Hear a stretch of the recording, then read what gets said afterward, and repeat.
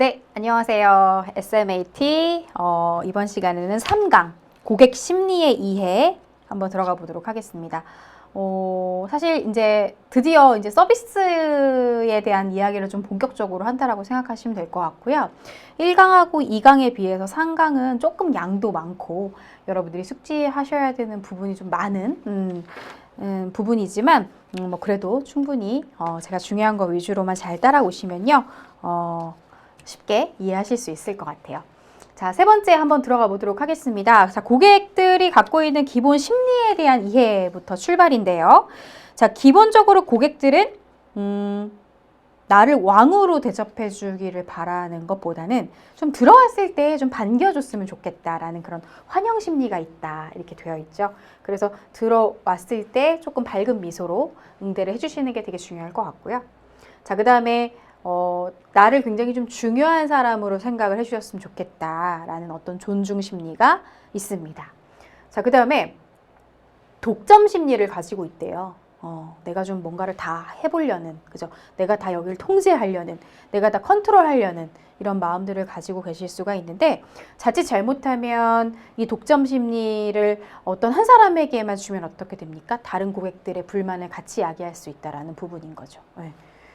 자, 그리고 서비스 직원에 비해서 내가 좀 더 우월하다라는 그런 심리를 가지고 계시는 고객도 꽤 많이 있습니다.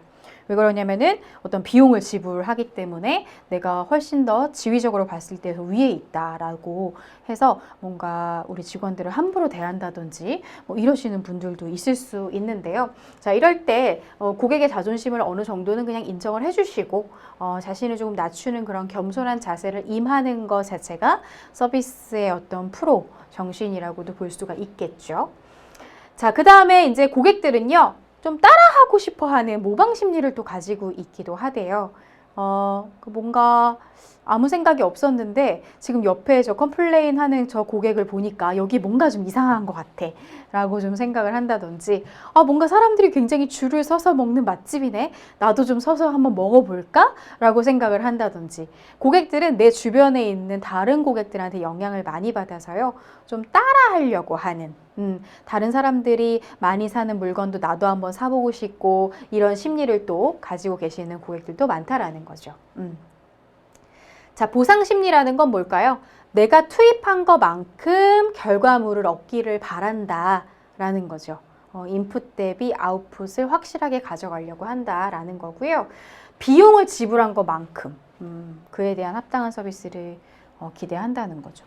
예를 들어서 우리가 호텔을 이용할 때와 그 다음에 모텔을 이용할 때의 어떤 그런 그 기대하는 바가 좀 다르잖아요. 진짜 막 최고급 인류 호텔을 이용을 할 때에는 거기서는 당연히 실수가 일어나지 않을 거라고 생각을 하시기 때문에, 혹시라도 만약에 직원이 실수를 했을 때에는 더 큰 보상을 나가게 된다든지 하는 그런 경우들이 있습니다. 그죠? 백화점에서 제품을 구매하는 것과 그 다음에 동네 슈퍼에서 뭔가 제품을 구매하는 것은 약간의 기대치를 조금 다르게 가져가실 수 있을 것 같아요. 자, 그 다음에 자기 본위 심리라는 건 뭐냐면은 고객들은 내 멋대로 판단을 한다는 거죠. 그러니까 고객이 생각하는 중요한 가치관이라는 것들은 굉장히 다르기 때문에 어떤 고객은 여기 와서는 친절함을 기대할 수도 있고 어떤 고객은 여기 와서 신속함을 기대할 수도 있다는 겁니다. 내 멋대로 판단을 하는 거죠.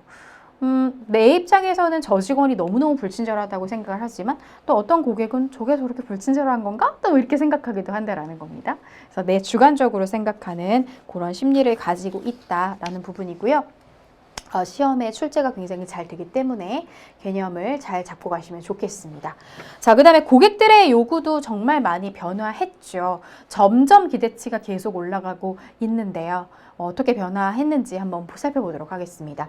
자, 우리 고객님들 어때요? 굉장히 고급스러워졌대요. 고급화된 서비스들에 많이 노출되어 있죠. 요즘 고객들은 내가 비용을 지불을 하더라도 조금 고급화된 곳에 이제 공간에 이제 머무르려고 하는 그런 경우들도 많이 있고요. 조금 비싸기는 하지만 내가 이 돈을 충분히 지불할 가치가 있어 라고 생각해서 비싼 돈을 내고도 우리가 뭐 음식을 사 먹는다든지 이러는 경우들이 정말 많습니다. 최고급 호텔들은요, 지금 연말에 뭐 예약이 뭐 이미 한두 달 다 꽉 차서 뭐 거의 뭐 지금 예약하기도 굉장히 어려운 그런 상황들만 보더라도 고객들이 굉장히 고급화되었다라는 부분을 알 수가 있을 것 같고요. 자, 그 다음에 의식이 복잡해졌다 이런 얘기를 합니다. 제가 이 부분이 나올 때마다 늘 어떤 말씀을 좀 많이 드리냐면, 자, 고객의 유형이요, 점점 우리가 예측할 수 없을 정도로 굉장히 다양해졌다라는 거죠. 자, 우리나라 인구가 5천만 명, 5천만 명이 아마 넘을 겁니다. 자, 5천만 명이 있다면, 자, 고객 패턴도 몇 개다? 5천만 패턴으로 봐주셔야 된다라는 거죠. 예, 모든 사람은 다 똑같지가 않다. 예, 그죠? 개별 고객 하나하나를 응대를 잘할 수 있어야 된다라는 거고요. 자, 그 다음에 존중받으려고 하는 욕구들이 많이 늘어났다라는 얘기가 있습니다. 그래서 고객들은 누구나 나를 조금 최고로 대우해 주기를 바란다라는 부분이고요. 자, 그 다음에 의식의 대등화라고 하는 건 뭐냐면, 모든 관계들이 다 이제는요, 좀 비슷해지려고 하더라라는 거죠. 뭐 예를 들면 뭐가 있을까요? 뭐 고객하고요, 직원 사이에도요, 예, 뭐 예전에는 무조건 고객이 왕이다 라는 그런 개념으로 접근을 했다면, 아니다, 요즘은 직원들의 인권도 굉장히 중요하다 라는 얘기들을 하게 되고요. 직원들을 보호하려는 그런 어떤 정책이나 제도들도 많이 생겨나고 있죠. 남자하고 여자는 어떨까요? 우리 남아 선호 사상이 있었던 나라입니다. 그렇죠? 유교 문화가 아주 짙은 나라인데요. 뭐 남자는 하늘이고 여자는 땅이다. 요즘 그런 시대 아니죠? 자, 그 다음에 이제 부모하고 자녀 간에도 어떨까요? 어때요?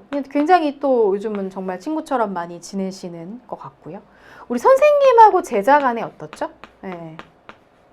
뭐 예전에는 뭐 스승의 그림자도 밟지 말아라 라고 했던 그런 시대가 있었는데, 요즘은 학교를 가더라도요, 학생들이 선생님하고 굉장히 친구처럼 잘 또 지내는 경우들이 있어요. 그러니까 모든 관계들이 다 어때요? 이제는 위아래라기보다는 조금 대등하고 평등하고 수평적이고 좀 민주적인 그런 관계들로 많이 진행이 되고 있다라는 부분입니다. 자, 그 다음에 이제 의식의 개인화는 뭐냐면요, 나한테 조금 맞춤 서비스를 원하는, 맞춰진, 내가 원하는 그런 서비스를 원하는 그런 고객들이 굉장히 많아졌다라는 부분입니다. 그래서 뭐 5가지가 어렵진 않지만 5가지의 문장과 오른쪽에 있는 문장을 매칭하실 수 있어야 할 것 같습니다. 자, 그 다음에 이제 고객의 니즈가 총 5가지가 나오는데요. 첫 번째가 이제 잠재 니즈라는 겁니다. 잠재 니즈는요, 고객도 자신도 인지하지 못하는 그런 욕구들이 있어요. 근데 직원이 질문을 했더니, 아, 맞아, 그럴 수 있겠다라고 해서 갑자기 그 니즈가 살아나는 그런 경우들이 있을 수가 있겠고요. 뭐 잠재 니즈 같은 경우는 무의식적으로 있었으면 좋겠다라는 느낌은 있지만, 뭐 딱히 또 뭐 필요하다라고 생각은 안 하는 그런 니즈일 수도 있다라는 부분이죠. 자, 두 번째 보유 니즈는요, 잠재 니즈에서 조금 더 확대 발전된 니즈라고 보시면 될 것 같습니다. 그래서 뭐 아직까지는 완전히 강화된 니즈는 아니기는 하지만 약간의 구매 의욕과 필요성을 가지고 있는 거라고 생각하시면 좋겠고요. 어쨌든 보유 니즈 상태에서 서비스 제공자는 고객이 표현하는 니즈를 강화시키거나 조금 그 염려사항을 좀 주도적으로 해소시켜 줄 필요가 있겠죠. 자, 핵심 니즈는요, 고객이 전 이게 필요해요. 저는 이것 때문에 이 상품을 구매해야 합니다. 라는 것들을 굉장히 명확하게 좀 가지고 있는 그런 경우들을 얘기를 하는 거고요. 그 다음에, 네 번째가 이제 현재 니즈죠. 현재 니즈는 뭔가 거의 이제 살 것 같아요. 네, 다 왔어. 네, 그럴 때에는 서비스 제공자는 이걸 그냥 가만히 두고 지켜보기보다는 더 촉진해서 구매로 적극적으로 유도해야 되는 그런 니즈라고 보시면 되겠습니다. 자, 가치 니즈라는 것은요, 어떻게 보면 니즈 중에서 가장 최상위 니즈라고 볼 수 있는데, 고객도 좋고 직원도 좋은, 서로가 좀 윈윈할 수 있는 그런 이상적인 니즈라고 보시면 될 것 같아요. 자, 그 다음으로 한번 보시면요, 문제가 나오는데, 자, 한번 풀어보도록 할게요. 자, 보시고, 자, 정답은 몇 번일까요? 정답은 3번입니다. 그죠? 나를 좀 특별히 하게 대우해 주기를 원하고 나한테 꼭 맞춰진 맞춤 서비스를 원한다. 이게 바로 뭡니까? 개인화가 되는 거죠. 네. 그래서 여러분도 이런 문제들 정말 잘 나옵니다. 그래서 이거에 대한 설명들이 나오고 맞추는 문제라는 거죠. 그래서 어떻게 보면은 틀린 거, 맞는 거를 찾는 게 아니라 뭔가 거기에 해당되는 것들을 찾는 이런 문제들이 출제가 잘 되고 있습니다. 자, 매슬로우라는 학자가 있습니다. 너무너무 유명하신 분이죠. 인간의 5대 욕구를 발표하시면서 인간의 욕구라는 거는 위계라는 것들이 있어서 단계별로 간다라고 얘기를 했던 분이에요. 자, 그래서 가장 기본적인 욕구인 생리적인 욕구, 우리 먹고 자고 배설하고 하는 인간의 가장 하위 욕구가 되겠고요. 자, 그게 이제 딱 채워지고 나면 인간은 어때요? 안전의 욕구를 또 중요하게 생각한답니다. 나 위험하고 싶지 않고 보호받고 이제 이런 부분인 거죠. 자, 세 번째가 이제 사회적 욕구예요. 자, 사회적 욕구는 내가 어디에 소속되고 싶고 사람들이랑 관계 맺고 싶고 하는 욕구를 얘기를 하는 거고요. 자, 그다음에 네 번째는 나 좀 중요한 사람이고 존경받고 싶고 뭐 이런 것들은 존경은 보통 명예하고도 연관이 좀 많이 되죠. 명예가 있는 좀 삶을 좀 살고 싶어 하는 것들이고, 자, 마지막 자아실현 욕구는요, 나 좀 성장하고 싶어, 나 좀 많이 이렇게 성숙된 인간이 되고 싶어 하는 것들에 대한 욕구가 자아실현 욕구다. 그래서 5가지 욕구 중에 최상위 욕구라고 얘기를 합니다. 자, 그래서 요 부분은요, 시험에 2가지 방식으로 출제가 될 수가 있는데, 자, 가장 먼저 순서 외우는 문제. 자, 어디서부터가 1번이에요? 생리적 욕구부터가 출발이겠죠? 생리, 안전, 사회적 존경, 자아실현 욕구, 순서 외우는, 맞추는 문제가 하나가 있고요. 자, 그 다음에 2번째로 나올 수 있는 문제는 자, 생리적인 욕구와 서비스 욕구를 이렇게 맞추는 문제, 매칭하는 문제가 많이 나옵니다. 그러니까 쉽게 얘기하면 뭐냐면 생리적 욕구를 중요하게 생각하는 고객은 이런 말들, 이런 생각들을 많이 한다는 거죠. 그러니까 생리적 욕구가 중요한 고객들은 뭐라 그래요? 저렴한 거를 계속 이제 산다든지 아니면은 양 많이 주세요. 우리 막 그런 얘기 하잖아요. 2인분 같은 1인분 주세요. 이런 얘기 하잖아요. 저희 아버지가 많이 하는 말씀이신데 이런 것들이에요. 양 많이 주는가? 가격이 저렴한가? 이런 것들이고, 자, 안전의 욕구라는 거는 나 위험하지 않았으면 좋겠어 라는 부분입니다.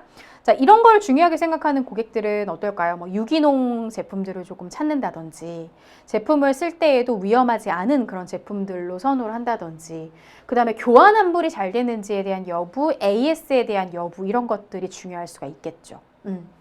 자, 세 번째, 사회적 욕구가 중요한 고객들은요, 관계, 소속감 이런 것들이 되게 중요하다라고 말씀드렸습니다.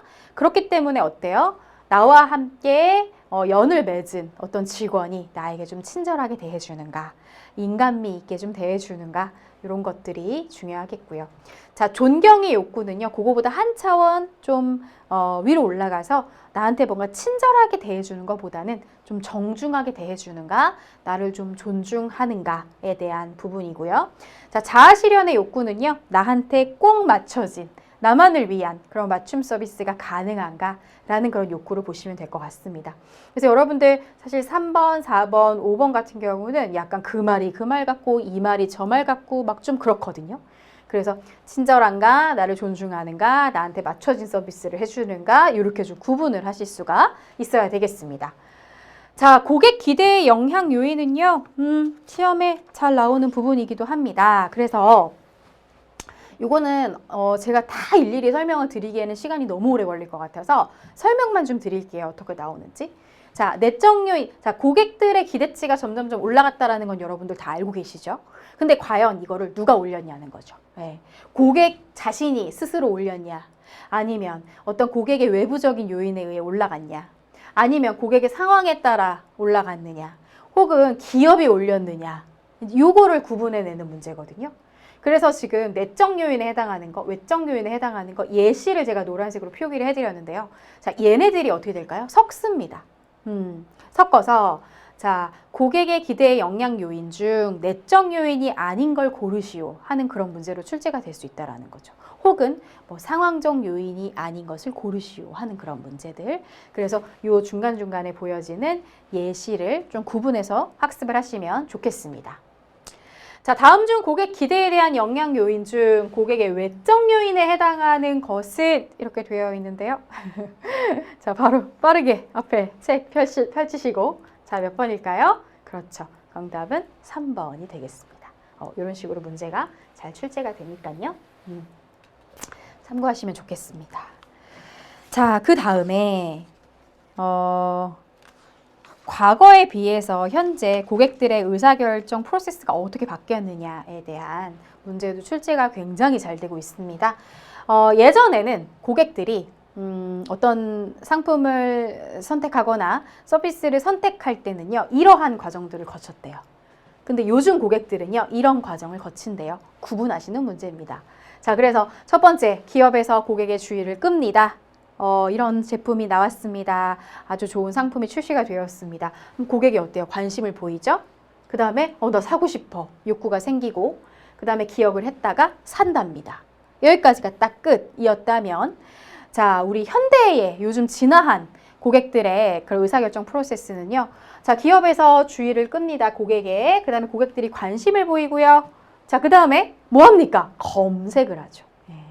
요즘 인터넷이 너무 발달되어 있기 때문에 상품 비교 검색, 그 다음에 가격도 비교 검색 다 할 수 있잖아요.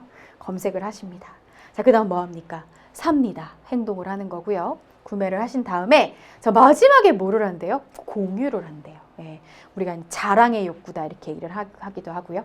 그 다음에 요즘 사람들은 내가 이렇게 썼다라는 것들을 다른 사람들이 조금 더 참고할 수 있게끔 뭐 블로그라든지 SNS라든지 이런 데에다가 올려서 이런 그 자랑을 하는 그런 패턴으로 바뀐다는 거죠.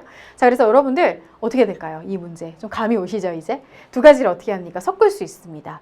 그래서 진한 구매 결정 프로세스 모델에서 뭐 잘못된 것을 고르시오 한다라든지 이런 문제로 출제가 될 수 있다는 겁니다. 자, 관계 진화에 따라서 고객들이 어떻게 바뀌는지에 대한 부분도 너무너무 출제가 잘 되고 있습니다. 고객은요, 처음에는 우리 회사를 잘 모르고 있는 그런 상태, 잠재 고객이라고 얘기를 합니다. 그러다가 갑자기 가망 고객이 돼요. 가망 고객이 됐다라는 거는 우리 회사의 존재를 눈치챘다, 알고 있다 라는 부분이지만 아직까지는 어때요? 오지 않은 상태. 자, 그 다음에 이제 첫 번째 거래를 시작했습니다. 이 고객을 우리는 신규 고객이라고 얘기를 하고요. 자, 그러면 2번 이상 반복적으로 사기 시작했다? 그러면 기존 고객. 그 다음에 자주 오기도 하고, 그 다음에 주변 사람들에게 추천도 하고 정말 이제는 강한 유대관계를 갖기 시작했다라는 것을 우리는 충성 고객이다라고 얘기를 합니다. 자, 그래서 시험에 어떻게 나올까요? 순서 외우셔야 되겠죠. 잠재, 가망, 신규, 기존, 충성 외우셔야 되고 그 다음에 오른쪽에 있는 내용과 왼쪽에 그런 고객의 종류를 매칭하는 문제로도 잘 출제가 되고 있습니다. 자, 우리 회사를 몰라요. 알지만 아직 안 왔어요. 한 번 왔어요. 2번 이상 왔어요. 그리고 자주 오면서도 다른 사람에게 추천도 잘하더라 라는 걸로 정리 한번 해보도록 하겠습니다. 자, 충성 고객의 특징 보도록 할게요. 여러분들 우리 좀 전에 바로 직전에 충성 고객에 대한 얘기를 했었는데 자, 기본적으로 충성 고객은요. 우리 회사에 굉장히 관대하대요. 조금 우리 회사가 실수할 수 있어요. 실수하더라도 뭐 그럴 수도 있지 뭐 이렇게 생각을 하는 고객이고요. 그 다음에 교차 구매라는 거는 이 상품과 관련된 A라는 상품과 관련된 비슷한 상품들을 또 더 구매함으로 인해서 객단가가 계속 올라가는 고객이 됩니다. 그죠? 자, 그 다음에 점점 상승 구매, 날이 가면 날이 갈수록 더 상승 구매를 하죠. 이게 여러분 하강 구매라고 나오면 틀립니다. 그 다음에 주변 사람들한테 여기 너무 좋은데야 이렇게 막 이 상품 진짜 좋아 한번 써봐 추천도 하기도 하고요. 그 다음에 자주 오는 그런 고객들의 특징을 우리는 충성 고객이다 라고 얘기를 한다는 거죠. 자, 그 다음에 참여 관점에 따른 분류를 한번 보도록 하겠습니다. 고객의 종류가 정말 많아요. 그죠, 여러분들? 그래도 다 알고 가셔야 됩니다. 자, 직접 고객부터 한번 보도록 할게요. 실제 그 상품을 구매하는 고객입니다. 사용하는 사람이 있고요. 구매하는 사람이 있거든요. 실제 구매를 하는 사람을 우리는 직접 고객이라고 얘기를 하고요. 자, 간접 고객은 뭐냐면 최종 소비자거나 2차 소비자일 수 있다라는 얘기를 합니다. 예를 들면 여러분들 요즘에 기프티콘 선물 많이 받으시잖아요. 그죠? 근데 기프티콘을 선물하는 친구는 그 친구가 직접 구매를 해갖고 저한테 보내주는 거기 때문에 실제 기프티콘을 직접 제가 카페에 가가지고 사용을 한다라고 하면은 제가 어떻게 되는 거죠? 간접 고객이 되는 거죠. 최종적으로 쓰는 건 저지만 구매는 저 친구가 한 거기 때문에, 그죠? 그럴 때에는 제가 간접 고객이 된다. 자, 그다음에 요즘은요, 우리 회사에 나랑 같이 일하는 직원들끼리도 어때요? 우리 고객이라고 얘기를 합니다. 우리와 같이 일하는 협력사, 뭐 파트너사, 그죠? 뭐 하청업체들, 이런 곳들 다 우리는 내부 고객이라고 얘기를 하고요. 그 다음에 이제 비모듈에서 또 얘기를 하겠지만 요즘은 외부 고객의 중요성보다 내부 직원들의 중요성이 훨씬 더 커지면서 이들이 행복해야 고객이 행복하다라는 그런 얘기들도 많이 한다는 거죠. 자, 의사결정 고객이라는 건 뭐냐면요. 직접적으로 이들이 제품을 구매하지 않지만 내가 뭔가 이거 살까 말까를 고민할 때 옆에서 좀 조언을 해주는 나와 관계된 중거 집단들이라고 생각하시면 돼요. 그래서 보통 의사결정 고객들은 뭐 가족이 되기도 하고요. 혹은 친구가 되기도 하고요. 뭐 이웃이 되기도 하고요. 회사에서 만난 어떤 동료들, 그죠? 그래서 이 사람들이 내가 뭔가를 구매할 때 옆에서 의사결정을 촉진해주기도 하고 아니면 그건 아닌 것 같아 이렇게 또 말리기도 하고 뭐 이런 역할들을 한다는 거죠. 자, 의견 선도 고객이라는 건 뭐냐면 고객의 의견을 좀 끌어내는 그런 역할들을 하는 사람이라고 생각하시면 될 것 같아요. 그래서 제품의 평판, 심사, 모니터링 같은 거를 하는 곳들이 되겠고 뭐 소비자 보호단체라든지 기자라든지 평론가라든지 전문가 집단들, 그 다음에 뭐 고객으로 따지면은 뭐 이런 고객 모니터링 단, 뭐 이런 분들이 있잖아요. 다 여기 의견 선도 고객에 해당되겠죠. 자, 경쟁자도 여러분도 요즘은 고객으로 본대요. 어떤 고객? 우리 전략 잘 세워야 되겠다. 우리 고객 관리 잘해야 되겠다. 라고 생각하게 만드는, 굉장히 긴장하게 만드는 그런 중요한 고객이 되기도 합니다. 자, 그 다음에 단골 고객 여러분 시험에 굉장히 잘 나오는데요. 우리가 흔하게 알고 있는 단골 고객 어떤 사람입니까? 자주 오는 사람 맞아요. 하지만 이 사람들이 안 하는 게 있습니다. 뭐를 안 해요? 자주는 오지만 다른 사람한테 추천할 의도는 없는 사람들입니다. 네, 그냥 나만 자주 오는 거예요. 좋아서. 근데 막 주변에 막 이야기를 하거나 추천을 한다든지 이런 행위는 하지 않는다라는 부분이고요. 자, 옹호 고객은 뭘까요? 어떻게 보면은 총성 고객하고도 거의 뭐 일맥상통하는 개념이라고 볼 수가 있는데요. 자주 오기도 하고 추천도 하고 옹호한다는 게 뭐죠? 편들어준다는 거예요. 우리 회사가 뭔가 조금 잘못한 게 있더라도 좀 관대하게 생각하고 이런 고객들을 우리는 옹호 고객이다라고 얘기를 하죠. 자, 한계 고객이라는 건 뭐냐면은 이런 사람들은 정말 웬만하면 정리하면 좋은 고객들. 오히려 기업의 이익 실현에 방해가 되는 그런 고객들을 얘기를 하는 거고요. 우리 흔하게 얘기하면은 뭐 예를 들면 뭐 블랙 컨슈머라고 얘기를 하잖아요. 이런 고객들을 전부 다 한계 고객이라고 얘기를 하고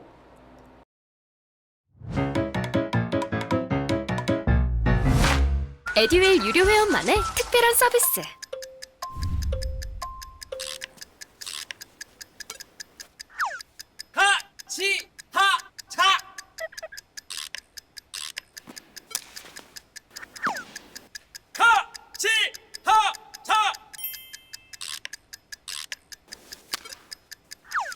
정답!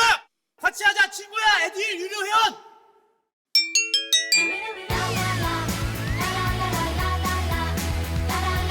친구 소개하고 현금 받는 혜택. 오직 에듀윌 유료 회원에게만. 에듀윌. 자, 그 다음에 체리피커. 이것도 시험에 잘 나옵니다. 체리피커라는 거는 맛있는 체리만 얌체처럼 골라 먹는 고객의 뜻을 가지고 있습니다. 그죠? 우리 뭐 여러 가지 굉장히 좀 이런 걸 악용하는 나쁜 고객들이 이제 생각을 하시면 될 것 같은데요. 뭐 이벤트 기간에 가입해서 혜택만을 취하고 해약을 그냥 해버린다든지 잠시 사용할 목적으로 구매해서 반품하고 근데 이러는 경우 여러분 굉장히 많이 있죠. 명품을 사러 갔는데 고객이 구매를 하고 하루 정도 어디 들고 나갔다가 그날 와가지고 막 반품을 한다든지 이런 얌체 고객들 같은 경우는 우리는 체리피커라고 얘기를 하고요. 사실 이런 고객들도 웬만하면 정리를 하시는 게 좋다는 거죠. 자, 현대 마케팅 측면에 의한 분류를 보시면 여기서도 조금 구분을 하시면 좋을 것 같아요. 자, 실제 소비자는요, 사용하는 사람. 유저라고 얘기를 하잖아요. 유저. 그리고 구매자는 뭐예요? 물건을 구입하는 사람이죠. 자, 구매 승인자는 그것을 허락하는 사람이고, 그 다음에 구매 영향자는 구매 의사결정에 영향을 주는 사람이다. 이렇게 되어 있습니다. 예를 한번 들어볼까요? 어떤 학생이 어머니와 같이 이제 학원을 좀 알아보러 갑니다. 근데 이제 그 학원을 그냥 무턱대고 간 게 아니고, 주변에 그 친구들이 그 학원에서 굉장히 성적이 많이 올랐다라고 이제 얘기를 듣고 어머니하고 이제 같이 가는 거죠. 그래가지고 상담을 이제 하고 난 다음에 어머니가 이제 그 학원비 수강료를 이제 결제를 해주셨는데요. 알고 보니까 그 카드가 아버지 거였다는 거죠. 네. 자, 그렇다면 여기서 소비자, 구매자, 승인자, 영향자가 우린 다 있습니다. 자, 일단은 소비자는 누구죠? 실제 그 학원을 수강하는 그 학생이 이제 소비자가 되는 걸 거고요. 그 다음에 실제 구매한 사람은 누구예요? 엄마. 엄마가 가가지고 직접 결제를 해주셨잖아요. 그죠? 자, 그러면은 그 승인자는 누굴까요? 어머 세상에. 엄마가 아빠 카드를 가지고 왔다라는 말씀 드렸었죠? 그러면은 일단 아빠가 허락을 했으니까 그 카드를 쓰게 된 거예요. 아빠가 승인자가 되겠고요. 자, 그 다음에 아까 그 학원을 그냥 왔다 그랬어요? 아니에요. 우리 그 친구들이 거기 갔는데 성적이 많이 올랐다는 얘기를 듣고 갔습니다. 그렇게 되면은 그 친구들이 구매 영향자가 된다는 거죠. 제가 이렇게 예시를 지금 들었는데요. 여러분, 이렇게 예시를 가지고 이 사람이 지금 소비자인지 구매자인지 승인자인지 골라내는 문제로 출제가 될 수도 있겠습니다. 자, 그 다음에 이제 그레고리 스톤이라는 학자가 나오는데요. 이 학자는 고객의 종류를 4가지로 구분을 했습니다. 첫 번째가 이제 경제적 고객이고요. 전략 추구 고객이라고도 부르는데요. 전략 추구 고객, 경제적 고객은요. 내가 투입한 것만큼 결과물은 굉장히 잘 나와야 되는, 그러니까 흔히 우리가 얘기하는 가성비를 따진다라는 얘기를 하잖아요. 그죠? 이런 걸 굉장히 중요하게 생각하는 고객들을 우리는 경제적 고객이라고 얘기합니다. 내가 투자한 시간, 돈, 노력에 대해서 최대한의 효용을 얻으려고 한다라고 되어 있죠. 그러다 보니까 이 고객들이 굉장히 잘하는 게 하나가 있어요. 그게 바로 뭐냐면은 정보 탐색이라는 거죠. 가성비를 중요하게 생각하는 고객들은요. 어떤 제품을 구매했을 때, 어떤 서비스를 구매했을 때 나한테 더 득이 될까를 생각하기 때문에 정보 탐색을 굉장히 많이 하고요. 자, 우리 회사에서 경제적 고객이 상실되었다라는 거는 어떤 의미냐면, 우리 회사보다 훨씬 더 혜택이 많은 회사가 있구나라고 판단하셔도 된다라는 거죠. 자, 그 다음에 이제 두 번째가 윤리적 고객입니다. 이 기업이 투명한가? 이 기업은 윤리적으로 좀 올바르게 경영을 하고 있는가? 이런 것들이 굉장히 중요한 고객이 됩니다. 도덕성 추구 고객이다라는 얘기도 하는데요.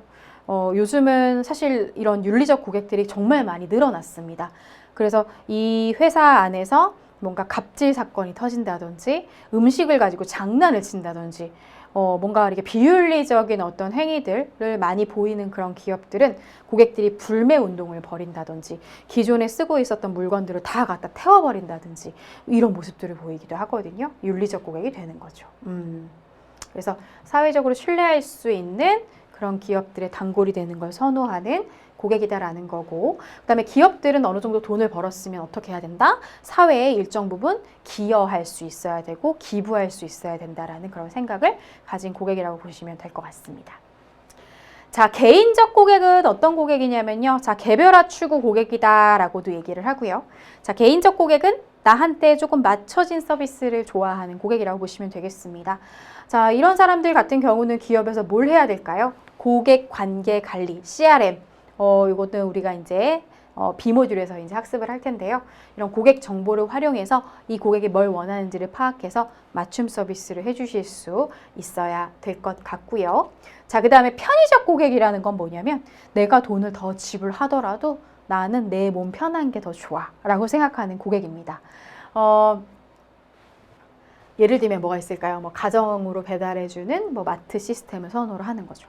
백화점에서 장을 봤는데 조금 비용을 내더라도 나는 이거를 배달했으면 좋겠어요 라고 얘기를 한다든지, 그 다음에 나 오늘 지금 너무 나가기 귀찮은데 아메리카노가 먹고 싶은 거예요. 그러면 전화를 걸어서 아메리카노 하나 좀 사다 주실래요? 라고 이제 전화를 하는 거죠. 그런 다음에 아메리카노 금액에 배달비까지 같이 붙여가지고 먹는다든지, 이러한 고객들은 전부 다 편의적 고객이다 라고 이제 보시면 될 것 같아요. 그래서 우리 4가지 배웠죠. 경제적 고객, 윤리적 고객, 개인적 고객, 편의적 고객. 그레고리 스톤이라는 학자가 4가지 유형의 고객들을 이렇게 제시를 했습니다. 자, 그 다음에 이제 플러스라고 되어 있어서요. 여러분들 소비자의 개념이 나오는데요. 사실 소비자의 개념은 굉장히 다양하게 보여질 수도 있다라는 겁니다. 소비자가 하나의 어떤 그 정의를 갖고 있다라기보다는 소비 활동을 하는 모든 주체를 얘기하기 때문에 소비자가 구매자, 사용자, 구매 결정자의 역할을 다 하는 경우들도 있어요. 그렇겠죠. 내가 구매하고 내가 쓰는 사람이 있을 수가 있겠고요. 구매는 다른 사람이 하지만 사용하는 사람은 또 다른 사람일 수도 있겠고요. 그 다음에 그것을 여러 가지 역할들을 동시다발적으로 하는 경우들이 있기 때문에 소비자는 1인 2역, 3역 역할을 같이 수행하는 경우들도 많더라라는 부분까지 같이 숙지하시면 좋겠습니다. 자, 그 다음에 이제 의사결정의 5단계 한번 보도록 할 텐데요. 일단 기본적으로 여러분들 고객들이 의사결정을 할 때 5단계를 거친다에 대한 순서를 꼭 외워주셔야 되겠습니다. 자, 고객들은요, 가장 먼저 문제가 생겨야 돼요. 어떤 문제? 잘 쓰던 노트북이 갑자기 고장이 났다. 그러면 어때요? 사야 되겠다. 이런 거죠. 핸드폰이 한 2년 정도 지나니까 너무 이제 느려져가지고 못 쓰겠다. 이 문제가 발생이 된 겁니다. 자, 이 문제가 발생이 되면 자, 2번째 뭐 합니까? 알아봐야죠. 뭐 살까? 여러 가지 정보들을 검색해서 탐색하는 그 과정을 거칠 거고요. 자, 그 다음에 이제 대안평가라는 건 뭐냐면 정보들이 이제 탐색이 됐으면요, 대안이 나오겠죠. 1번을 선택할 거야, 2번을 선택할 거야, 3번을 선택할 거야. 요 대안들을 가지고 이제는 비교 평가하는 그런 단계가 되겠고, 그 다음에 마지막에 뭐 합니까? 이거 해야 되겠다. 결정을 하는 겁니다. 자, 그 다음에 이제 마지막이 뭐냐면 구매 후 행동인데요. 자, 구매 후 행동은 보통 2가지로 나오는 경우가 있죠. 만족을 했을 때의 구매 행동이 다를 수가 있고요. 자, 불만족을 했을 때의 구매 행동이 다를 수가 있습니다. 자, 만족을 했을 때에는 어때요? 나중에 또 재구매를 또 하게 될 수도 있고, 굉장히 긍정적인 추천을 할 수도 있겠죠. 이런 행동으로 나올 수도 있겠고요. 자, 불만족을 했다면 어때요? 다음번엔 절대 사지 말아야지. 구매를 이제 포기한다든지, 혹은 부정적인 소문을 막 낸다든지, 혹은 전혀 반응하지 않는다든지. 여러 가지 형태가 있겠지만 구매 후에 고객의 어떤 심리 상태에 따라서 다른 행동들이 또 나올 수가 있다라는 겁니다. 자, 그래서 일단 여러분들 5단계 꼭 암기를 해주셔야 됩니다. 문제인식, 정보탐색, 대안평가, 구매 의사결정, 구매 후 행동. 자, 그 다음부터는 요거를 하나씩 이게 따로 이제 분리를 해가지고요, 한번 학습을 해보도록 하겠습니다. 자, 가장 먼저 이제 문제인식이라는 건 뭐냐면요, 이런 상태래요. 현재 상태와 내가 바라는 상태에 지금 불일치가 생긴 거죠. 나는 지금 이 노트북을 잘 써야 되겠는데 얘가 고장이 났네요. 나는 지금 이 핸드폰이 좀 빨리빨리 돌아갔으면 좋겠는데 고장이 났네요. 그 갭이 생긴 거고 불일치된 그런 상태를 우리는 문제인식이라고 얘기하고요. 어떤 고객이든 다 이 불일치를 제거하거나 혹은 줄이려고 노력들을 많이 하시겠죠. 자, 2번째는 이제 정보 탐색인데요. 이때부터는 이제 고객들이 정보를 수집하는 단계가 됩니다. 2가지 방법이 있을 수가 있겠는데요. 내부 탐색이라는 건 뭐냐면 나의 어떤 경험을 되살리는 거예요. 옛날에 내가 써봤더니 얘는 요런 게 좋더라. 내가 옛날에 요런 구매를 했더니 이 방식이 좋더라. 라는 내가 갖고 있었던 과거 경험이나 내가 알고 있는 지식 안에서 탐색하는 것을 우리는 내부 탐색이라고 얘기를 하고, 그 다음에 전혀 몰랐던 것들을 새로 알게 되는 그런 경우들도 있습니다. 준거 집단이라는 게 뭐예요? 나와 관련되어 있는, 뭐 가족, 친구, 이웃, 동료 뭐 이런 사람들을 통해서 새로운 정보를 얻게 되거나 그 다음에 거기 판매하는 직원으로부터 새로운 정보를 얻었거나 광고를 통해 얻었거나 하는 것들을 우리는 외부 탐색이라고 얘기를 합니다. 자, 정보의 종류는 4가지가 있어요. 기업 정보, 개인 정보, 경험 정보, 중립 정보 4가지가 있고요. 질문 한번 드려볼까요? 자, 여러분들 4가지의 정보 중에서 고객들이 가장 신뢰하는 정보가 뭘까요? 자, 한번 읽어보시고. 자, 고객들이 가장 신뢰하는 정보는 뭡니까? 경험 정보죠. 내가 써본 거, 내가 경험을 해본 거, 그것을 첫 번째로 가장 신뢰한다라는 거고요. 자, 2번째는요? 그렇죠. 개인 정보. 나와 관련되어 있는 사람들이 써본 정보. 내 친구가 써봤거나 내 동료가 써봤거나 했을 때 사람들은 또 신뢰를 한다는 거고요. 자, 3번째로 신뢰도가 높은 게 뭐예요? 중립적인 정보입니다. 뭐 예를 들어서 소비자 리서치 기관에서 발표한 혹은 뉴스 기사나 신문 기사나 이런 데에서 발표한 것들을 우리는 또 3번째로 굉장히 또 신뢰를 하지만 정말 신뢰를 안 하는 것 중에 하나가 뭐래요? 기업 정보랍니다. 기업 정보는 왜 신뢰를 안 할까요? 신뢰하라고 그렇게 많이 만들어내는데도 불구하고 이유는 뭘까요? 그렇죠. 이거는 팔려고 하는 상술이야 라는 그런 생각이 있기 때문에 의외로 기업 정보는 그냥 홍보라고 생각하지 신뢰하는 정보로 보지 않는다라는 거죠. 그러니까 기업들이 참 어떻게 보면 되게 힘들어요. 그죠? 고객의 신뢰를 계속 얻기 위해 광고를 하고는 있지만 그것을 고객의 마음을 사로잡는 것이 쉬운 일은 아니다라는 부분인 거죠. 자, 그 다음에 이제 3단계입니다. 대안의 평가인데요. 대안평가는 자, 여러 가지의 대안들이 정보 탐색으로 나왔습니다. 어떤 거를 선택했을 때 나한테 가장 유리한가, 나한테 가장 가치가 있는가를 환산하고 평가하는 과정이다라고 보시면 될 것 같고요. 여러분들 사실 요 대안평가에서 시험에 나왔던 게 하나가 있었어요. 우리 그 신혼부부가 결혼을 하기 위해서 예식장을 이제 여러 군데를 이제 본 겁니다. 근데 이제 너무 많이 보다 보니까 막 헷갈리기 시작했어요. 그래서 나 더 이상 많이 보면 안 될 것 같아, 여보.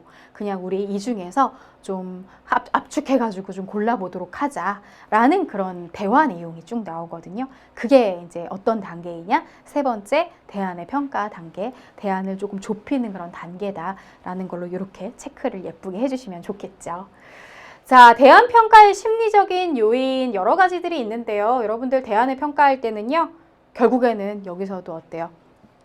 고객들의 이런 심리가 이제 적용이 된다라는 겁니다. 첫 번째가 이제 뭐냐면은 후광 효과에 대한 얘기부터 한번 가보면요. 여러분들 후광 효과는 우리 지난 시간에도 한번 제가 언급을 한 적이 있었습니다. 김연아 선수가 광고가 나왔던 에어컨을 구매한다든지 이런 부분인 거죠. 그 상품 평가 시 일부 속성에 의해 형성된 전반적인 평가가 그 속성과는 전혀 관련이 없는, 그죠? 김연아 선수하고 에어컨의 기능은 전혀 관련이 없는데도 불구하고 그 영향을 미쳐가지고 고객들이 이제 구매하게 되는 그런 경우가 되겠고요. 자, 유사성 효과. 새로운 대안 상품이 나타난 경우 유사한 성격의 기존 상품을 잠식할 확률이 굉장히 높다라는 부분인데요. 이거는 굉장히 쉽게 생각하시면 돼요. 뭐 예를 들어서 버전업된 어떤 신차가 출시가 되면 기존의 구형 차들은 어떻죠? 매출이 감소할 수밖에 없겠죠. 뭐 이런 것들을 우리는 유사성 효과라고 얘기를 하고요. 자, 유인 효과 여러분들 시험에 굉장히 잘 나옵니다. 자, 고객에게 기존 대안이 우월하게 보이도록 열등한 대안을 내놓음으로써 기존 대안을 상대적으로 더 높게 평가하게 되는 그런 상황이다. 조금 말이 어려운데요. 뭐 예를 들어서 기존의 상품 자체의 매출을 올리기 위해서 일부러 미끼 상품을 만들어내는 거죠. 그래서 미끼 상품의 매출은 중요한 건 아니고 이 기존 상품의 매출을 올리기 위해서 조금 그거보다 덜한 상품을 일부러 출시하게 하는 그런 것들을 얘기합니다. 자, 그 다음에 이제 프레이밍 효과라는 건데요. 메시지 프레이밍이라고 얘기를 해요. 대안들의 준거점에 따라 평가가 달라진다. 자, 무슨 얘기죠? 이 상품에 어떤 프레임을 씌우느냐에 따라서 느낌이 완전히 달라진다라는 거거든요. 여기에 어떤 프레임을 씌우느냐에 따라 그게 손실이 되어 보이기도 하고 이득이 되어 보이기도 한다. 뭐 쉽게 얘기하면 이런 거죠. 아다르고 어다르다 라고 생각하시면 될 것 같고요. 우리나라에서 굉장히 많이 쓰는 이 프레이밍 효과 중에 하나는요. 복지재단에서요. 뭐 이런 말들 하잖아요. 매월 5,000원이면 뭐 한 생명을 구할 수 있습니다.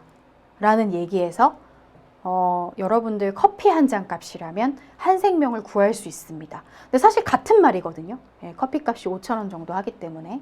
근데 같은 말인데도 불구하고 어때요? 이 프레임을 어떻게 표현하느냐에 따라 사람들이 그 복지재단에 뭔가 기부를 하느냐 안 하느냐가 굉장히 차이가 있을 수 있다. 이런 부분인 거죠. 예, 그죠? 자, 그 다음에 손실회피라는 건 뭐냐면요. 사람들은 내가 얻어서 행복한 것보다 잃어서 뭔가 그 힘든 상황을 더 두려워한다라는 의미로 좀 보시면 될 것 같아요. 얻는 기쁨보다 잃는 슬픔이 더 크다.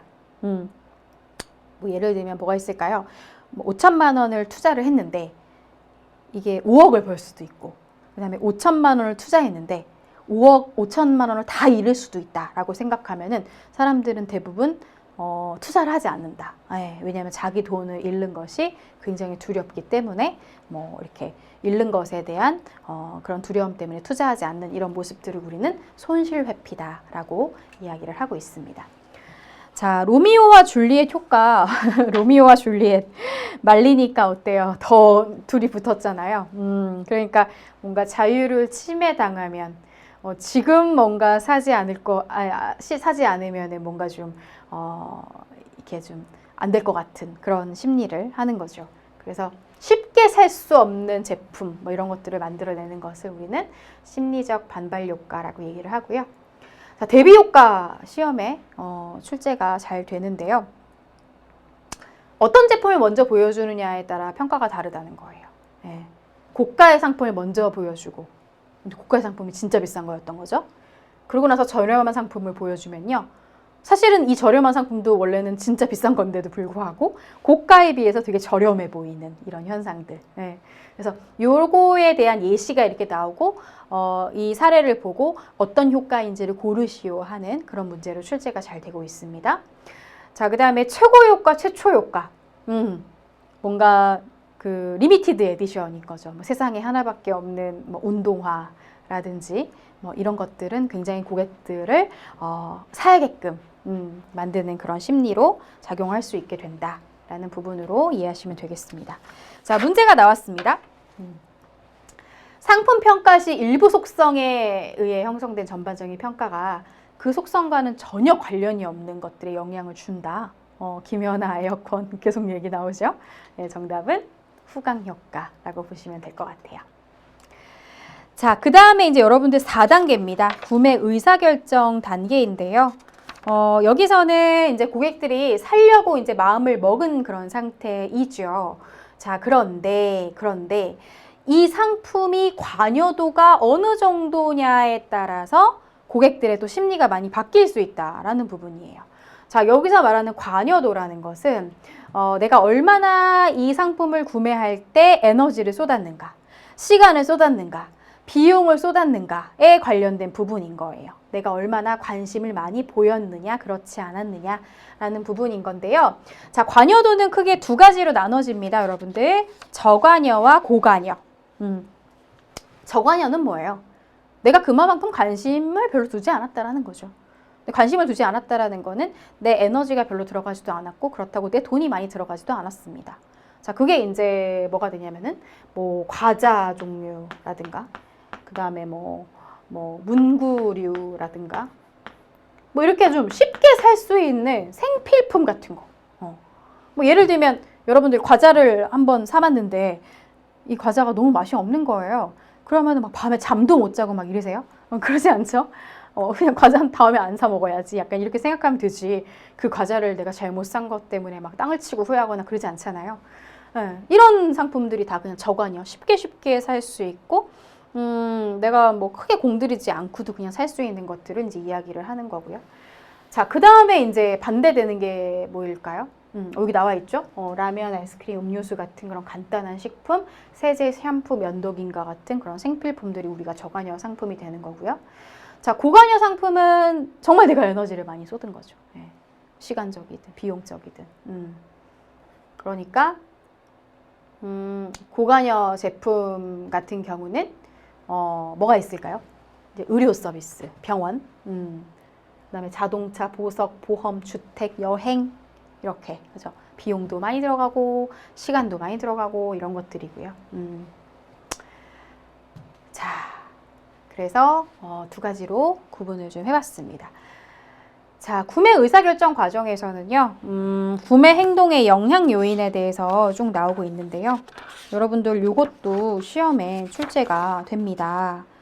자, 이거는 무슨 얘기냐면 고객들이 구매를 할 때 영향을 받는 요인들의 종류라고 보시면 될 것 같아요. 그죠? 내가 이거를 살까 말까, 사지 말아야 되냐, 사야 되냐에 대한 그 판단을 할 때 그때의 그 환경이 되게 중요하다라는 거거든요. 첫 번째가 뭐냐면은 뭐 사회적인 환경이다라는 거죠. 뭐 예를 들면 뭐 다른 사람을 관찰하는 과정에서 좀 구매를 갑자기 결정하게 되는 경우들 뭐가 있을까요? 뭐 예를 들면 친구가 어떤 화장품을 썼는데 피부가 갑자기 너무 좋아지는 거를 내가 보게 된 거예요. 그러면 내가 그걸 사는 거. 이런 건 이제 사회적 환경에 의한 구매가 되겠죠. 자, 물리적 환경에 대한 구매는 뭘까요? 이런 시설적인 부분인 거죠. 예를 들어서 들어갔는데, 옷가게를 들어갔는데 너무 더워. 예, 막 에어컨도 안 틀어져 있고 막 여름인데 더워요. 그러면은 사람들은 거기에 오래 머무르려고 하지 않겠죠. 근데 여러분들 의외로 이런 조명도요, 고객의 구매 행동에 영향을 많이 미칩니다. 이렇게 막 밝은 조명보다도 약간은 좀 어둑어둑하고 노란색의 조명을 고객들을 약간 릴렉스하게 만들면서 오래 머무르게 한다든지, 그죠? 그 다음에 뭐 이런 패스트푸드점에 의자 같은 거를 좀 딱딱하게 두면 어때요? 회전율이 갑자기 막 좀 빨라진다든지 뭐 이런 것들이 해당이 되겠죠. 자, 소비 상황은 제품을 사용하는 과정 중에 생기는 거예요.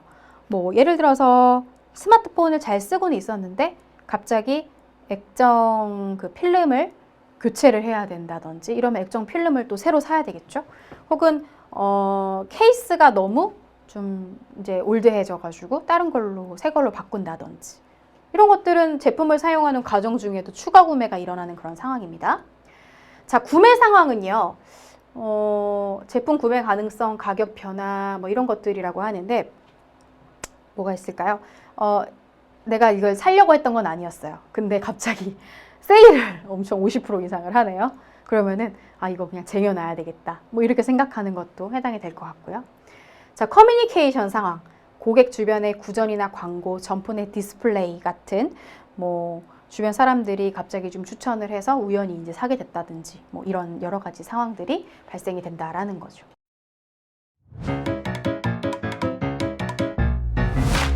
에듀윌 유료 회원만의 남다른 서비스.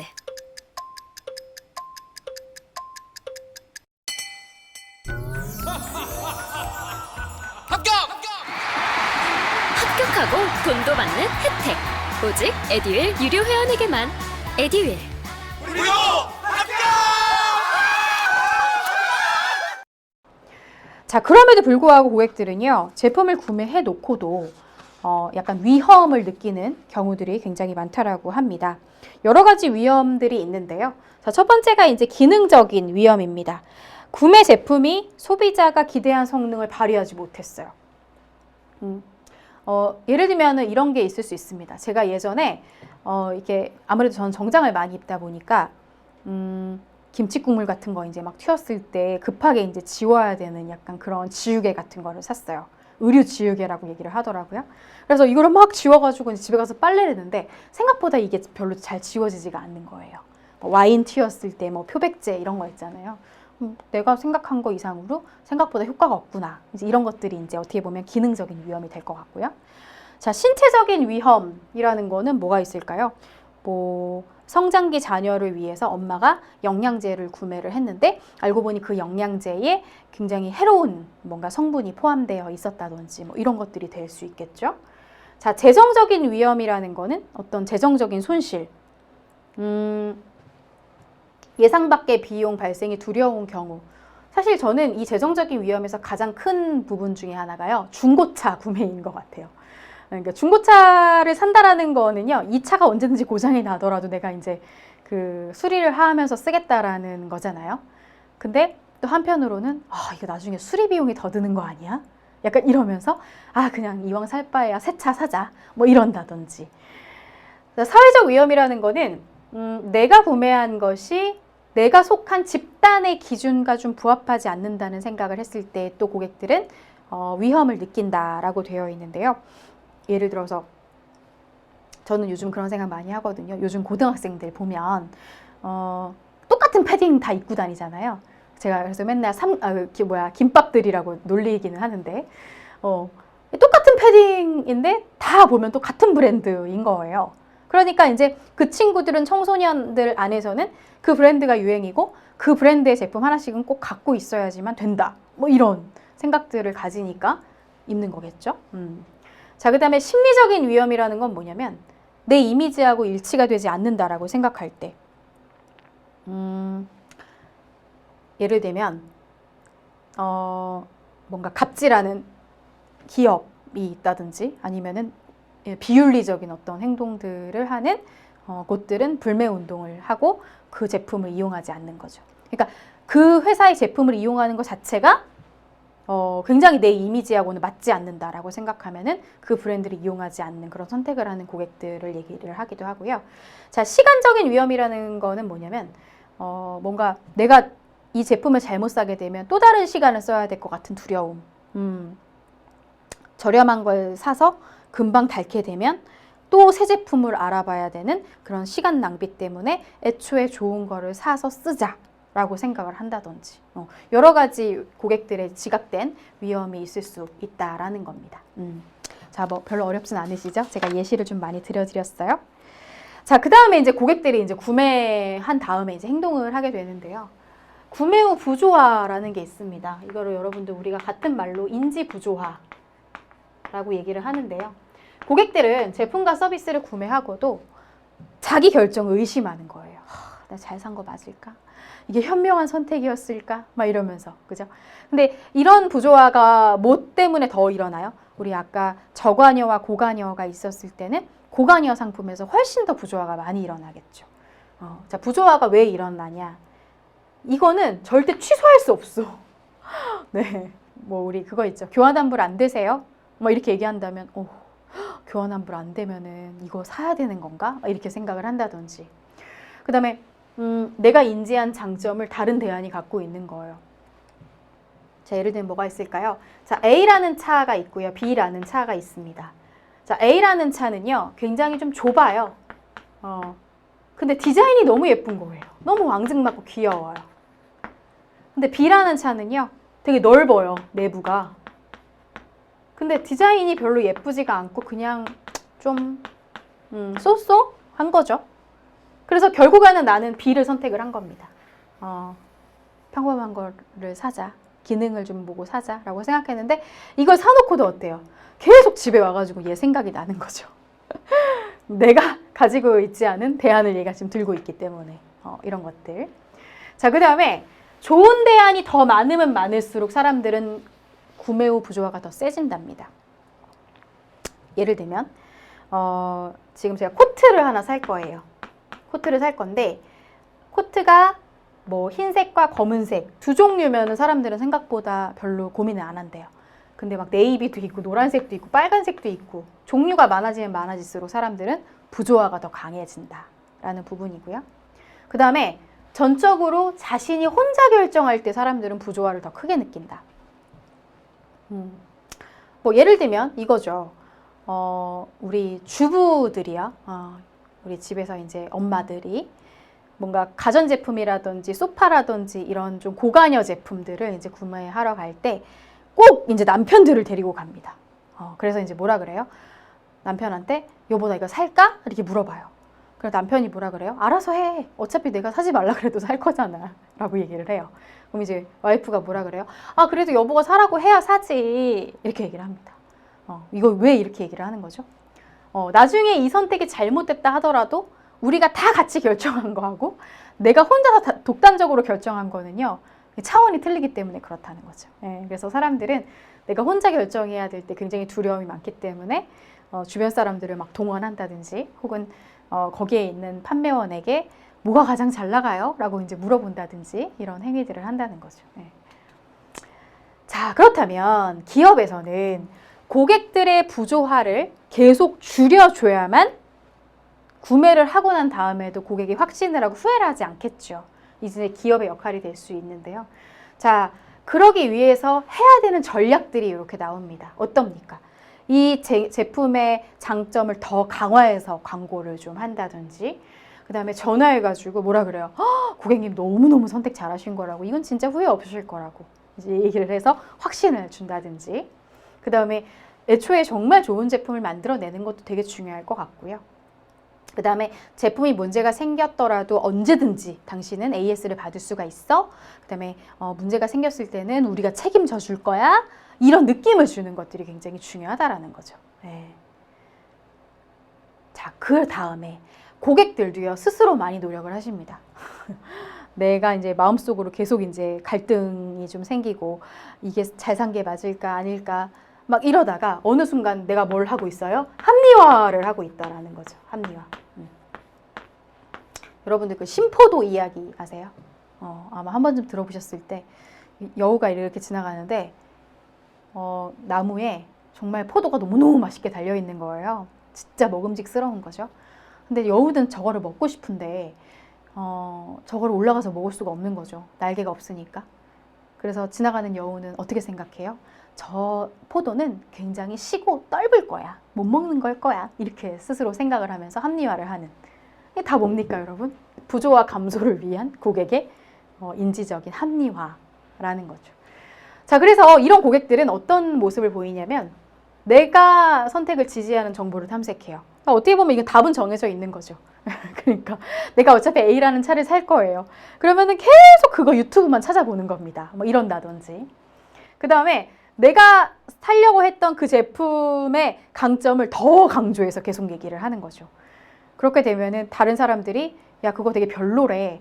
그 단점이 많대라고 하는 것들은 들으려고 하지 않는 이런 부분들이라든지 그 다음에 그 의사결정이 그렇게 중요한 건 아니야 막 이렇게 생각을 한다든지 그 다음에 내가 선택하지 않은 그 다른 대안이 갖고 있는 장점을 의식적으로 자꾸 눈으로 안 보려고 하는 거죠.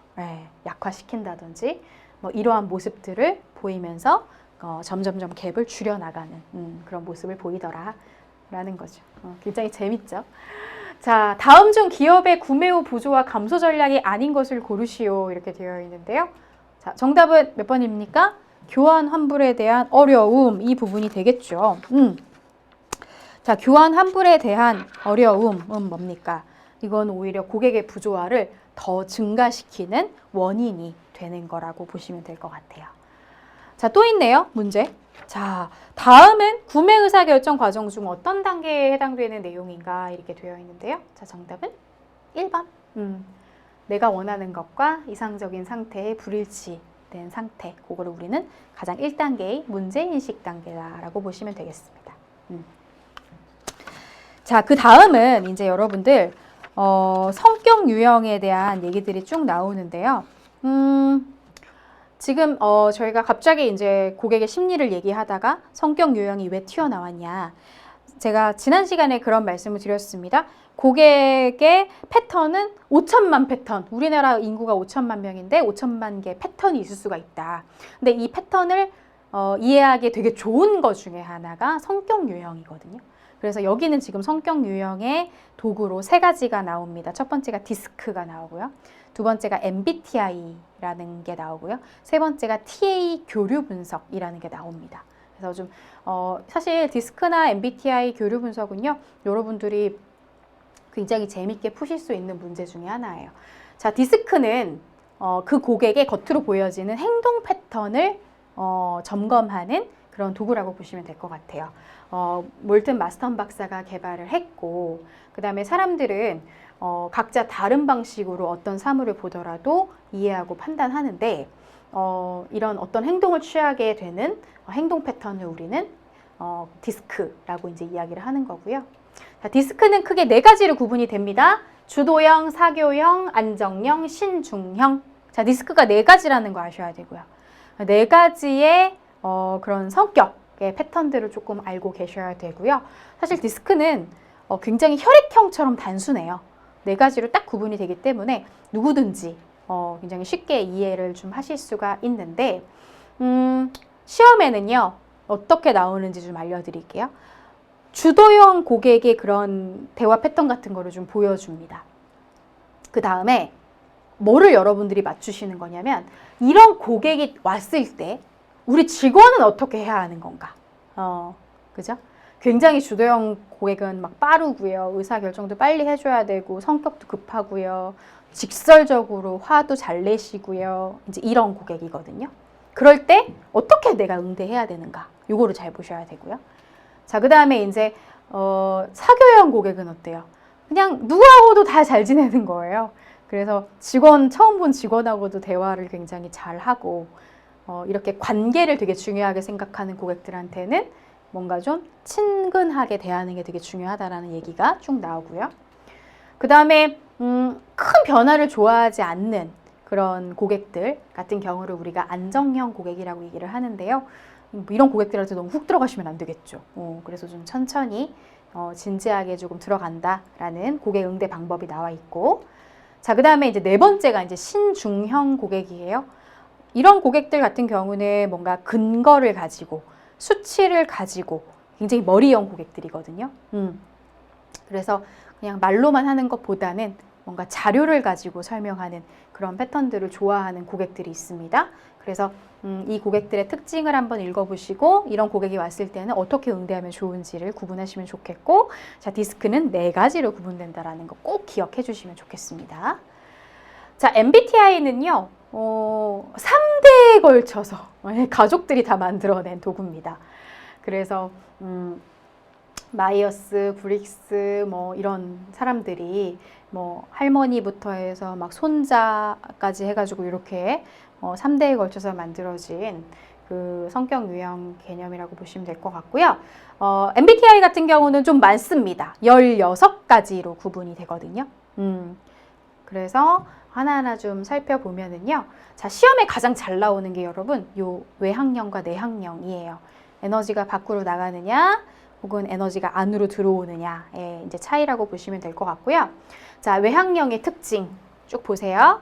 그 다음에 내향형의 특징 보시고 섞습니다. 어떻게 나올까요? 외향형이 아닌 걸 고르시오. 내향형이 아닌 걸 고르시오 하는 문제로 잘 나오겠죠. 근데 사실 이 문제는요. 저도 이제 풀어봤지만 사실 굉장히 상식적으로 나오는 문제들이 굉장히 많기 때문에 여러분들 잘 하실 수 있을 거라고 생각해요. 자, 감각형은 뭘까요? 감각형은 어떻게 보면 좀 현실주의자라고 생각하시면 될 것 같아요. 눈에 보이는 것들을 믿는 거죠. 네. 근데 그에 반해서 직관형들은 어때요? 약간 이상주의자. 눈에 보이진 않지만 나의 직관에 의존해서 촉! 이런 것들이 이제 발달한 사람들이라고 보시면 될 것 같고요. 자, 그 다음에 요것도 시험에 굉장히 잘 나옵니다. 사고형하고 감정형을 구분하는 거. 자, 사고형은 띵크고 감정형은 필링이다 이렇게 나오죠. 사고형이라는 것은 굉장히 이성적인 고객들을 얘기를 하는 거겠죠. 감정형이라는 것은 감성적인 고객을 얘기를 하겠죠. 그래서 감성적인 고객의 패턴을 고르시오. 뭐 이런 거 있죠. 가나다, 가나다라 뭐 이런 식으로 해서 골라내는. 그래서 감성적인 고객과 이성적인 고객이 중요하게 생각하는 것들을 구분을 해주시면 좋겠고요. 자, 그 다음에 판단형과 인식형은 뭐냐면요. 판단형은 계획적인 사람이고 인식형은요. 융통적인 사람입니다. 그래서 뭐 하다못해 뭐 제주도 여행을 가요. 그러면은 어떤 사람들은 막 계획을 다 짜가지고 가야 되는 사람이 있는 반면에 일단 그냥 가자. 가면 뭐가 있겠지 하면서 그냥 무계획적으로 그냥 일단 가는 그런 고객들이 있잖아요. 그런 차이라고 보시면 돼요. 근데 이제 이런 질문을 하시죠. 교수님 이거 지금 8가지밖에 안 되는데요. 이게 어떻게 16가지가 되나요? 라고 이제 많이 질문하시는데요. 자, 앞에 보시는 이 외향형의 E와 내향형의 아희. 둘 중에 하나는 사람들이 갖고 있다는 겁니다. 그 다음에 S냐 I냐. I는 아니고요. 얘는 N으로 표기를 하거든요. 예, N이냐. 그 다음에 T냐 F냐. 그 다음에 J냐 P냐. 이거를 사람들이 둘 중에 하나씩은 갖고 있다는 건데요. 이 앞 글자를 하나씩 따서 예를 들어서 ESFP다. 나는 ISFJ다. 뭐 이런 식으로 해가지고요. 앞 글자를 하나씩 따서 조합을 해보면요. 총 16가지가 나온다는 겁니다. 그래서 MBTI는요, 여러분, 총 16가지로 구분된다라는 부분까지도 같이 봐주시면 좋겠습니다. 자, 이제 마지막이네요. 우리 TA 교류 분석인데요. 자, 교류 분석 같은 경우는 나와 너도 굉장히 개별적인 존재로서 중요하긴 하지만 우리의 관계, 우리의 대화 방식, 우리의 대화 패턴, 어떤 당신과 나 사이의 관계를 분석하기 굉장히 좋은 도구 중에 하나입니다. 그래서 여기 이런 얘기 나오죠. 인간과 자신, 타인, 그리고 관계의 교류를 분석하는 도구라고 나오고요.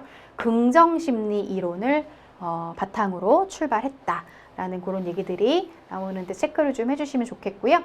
미국의 정신과 의사인 에릭 번이 개발을 했다는 겁니다. 자, 그래서 이 교류 분석은요. 내가 어떤 자아를 가지고 있느냐에 따라서 이 대화 스타일이 좀 달라질 수 있다는 거거든요. 자, 그래서 비판적 부모자부터 한번 보면요. 자, 비판적 부모자는요. 누구라고 생각하시면 되냐면 아빠, 아버지라고 보시면 될 것 같아요. 그래서 그 아빠자가 굉장히 높은 사람들은 굉장히 좀 엄격한 잣대를 가지고 조금 엄하게 무언가를 통제하는 그런 용어들을 많이 쓴다는 거죠. 예. 그래서 조금 이래라 저래라 하는 부분들도 있을 수가 있겠고, 그 다음에 누군가를 자꾸 가르치려고 들고, 그죠? 내가 통제하고 내가 여기를 좀 주도권을 가지고 가야 된다라고 생각하는 그런 패턴들을 보이지만요. 굉장히 보수적인 면들이 있지만 또 책임감 있는 말들도 많이 하시는 그런 분들이 보통 우리는 어버이자, 아빠자가 굉장히 높다라는 얘기를 합니다. 자, 두 번째, 양육적 부모자라는 건 뭐냐면 엄마겠죠. 엄마자. 엄마자를 가지신 분들은요, 사랑의 언어를 많이 쓴다는 거예요. 그랬어. 많이 아팠겠다. 이렇게 뭔가 포용하는 사랑의 언어들을 많이 쓰긴 하지만 우리 엄마들 어때요? 그만큼 굉장히 간섭도 되게 심하잖아요. 그죠? 좀 잔소리가 많고 간섭이 심하고 이런 또 단점도 있다라는 겁니다. 그래서 자칫 잘못하면 상대의 독립심이나 자립을 억제하는 그런 패턴들이 보여질 수 있다는 거예요. 자, 그 다음에 세 번째는 성인자입니다. 성인자는 성인이 되었다고 성인자가 생기는 건 아니에요. 네, 우리 어린 친구들에게도 성인자가 높은 친구들은 굉장히 좀 애어른 같은 약간 이런 모습을 보이기도 하는데, 성인자가 높다라는 것은 어떤 사물을 볼 때 굉장히 객관적이고 논리적이고 이성적이고 합리적으로 판단하는 그런 모습들을 보여지고요. 그 다음에 굉장히 현실주의의 모습들을 많이 보이는 대화 패턴을 좀 가지고 있습니다. 그래서 자칫 잘못하면 정서적으로 좀 결여가 되어 있거나 무미건조한 인간이 될 위험성이 높다라는 부분인 거죠. 자, 그 다음에 어린이자가요, 크게 두 가지로 나눠집니다. 자유로운 어린이가 있고 순응하는 어린이가 있다는 거죠. 그러니까 어린이 자아들 자체가 둘 다 표현력이 좋아요. 하지만 자유로운 어린이는 내가 그 일이 될 때까지 뭔가 떼쓰고 뭔가 막 좀 이렇게 천진난만한 모습들을 더 많이 보일 수 있는 그런 자아라고 보시면 돼요. 굉장히 창조적이고 자유로운 영혼이고 감탄사 같은 거 많이 쓰고, 다만 단점이 뭐예요? 굉장히 자기중심적인 그런 모습을 보일 수 있다는 거고요. 자, 그 다음에 순응하는 어린이자는 뭐냐면 좀 의존성이 높은 어린이가 되기도 합니다. 하지 말라 그러면은 하지 않는 그런 자아기도 하지만 자칫 잘못하면 너무 독립적으로 자기 스스로가 혼자 의사결정을 못한다든지 이런 모습으로 보여질 수 있다는 거죠. 그러니까 내가 이제 어떤 자아를 가지고 있느냐에 따라서 우리가 관계 패턴을 이제 분석을 할 수 있게 되는 거예요. 뭐 예를 들어서 우리 와이프가 예를 들어서 뭐 자유로운 어린이 자아가 굉장히 높은 사람이다. 그러면 아우 뭐 나 뭐 회사에서 막 이런 일이 있었는데 뭐 너무너무 속상했고 어쩌고 저쩌고 이러면서 막 남편한테 와가지고 하소연을 합니다. 근데 남편이 뭐 엄마 자아가 되게 높은 거예요. 그러면 어때요? 아우 그랬어. 되게 속상했겠다. 누가 그랬어? 내가 혼내줄게. 막 이러면서 좀 포용하는 사랑의 언어들을 쓸 수가 있겠지만 남편도 자유로운 어린이 자아인 거예요. 둘 다 자유로운 어린인 거예요. 그러면 이제 어떻게 돼요? 야 너만 힘드냐? 뭐 나도 힘들다 막 이러면서 그죠? 똑같은 약간 자아를 가지고 싸울 수 있다는 거거든요. 예. 그러니까 이제 내가 어떤 자아를 높게 가지고 있느냐는 뭐 성인이 되었기 때문에 성인 자아가 있다 이런 게 아니고 사람마다 좀 다를 수가 있고 이게 이제 그래프 형태로 이렇게 나오는데 어떤 자아가 높냐에 따라서도 우리가 좀 판단할 수 있는 그래서 이제 관계를 분석하기 되게 좋은 도구 중에 하나가 TA 교류 분석이라고 보시면 될 것 같습니다. 자, 그래서 교류 분석 정리해 보면요. 나 이해하고 다른 사람 이해하고 우리 관계를 이해해서 뭔가 이 세 가지를 우리가 균형적으로 좀 잘 맞춰 가려는 하나의 도구다라고 보시면 될 것 같다는 거죠. 자, 문제 한번 풀어보도록 하겠습니다. 다음 중 고객의 성격 유형 분석에 대한 설명으로 옳지 않은 것은 자, 정답은 자, 2번이죠. 자, TA 교류 분석은요. 내 이해뿐만이 아니라 타인의 이해, 우리 관계에 대한 이해를 목적으로 하는 것이다 라고 보시면 될 것 같습니다. 자, 이렇게 해서 우리 3강 고객 심리의 이해도 아주 숨가쁘게 달려왔습니다. 제가 짚어드린 부분들 한 번씩 다 꼼꼼히 보시고요. 또 열심히 공부하셨으면 좋겠습니다. 저는 다음 시간에 4강에서 인사드리도록 하겠습니다. 고맙습니다.